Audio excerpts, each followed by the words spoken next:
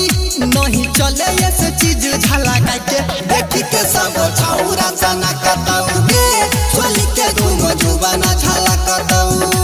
देखी के सब छौरा सना कतौगे चली के दोनों जुबाना झलकतौ सुन हे गे छौरी झलकै छौ ढोरी सुन हे गे छौरी झलकै छौ ढोरी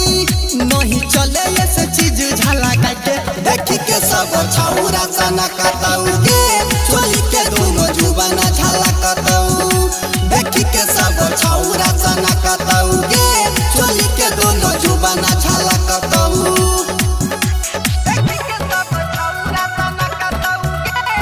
गणपति रिकॉर्डिंग स्टूडियो भवानीपुर।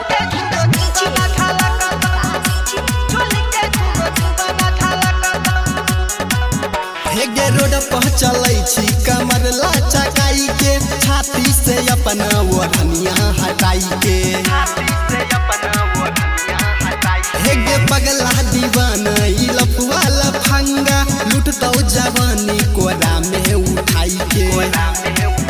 नहीं चले ऐसे चीज झलका के देखी के सब छौरा सना कतौगे चली के दोनों जुबाना झलकतौ देखी के सब छौरा सना कतौगे चली के दोनों जुबाना झलकतौ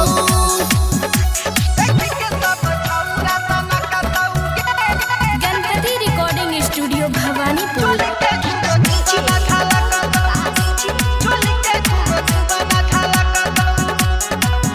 हेगे लालू में लागै छी दूध के छाली बुढ़बो जवन का खैतौ कारी कारी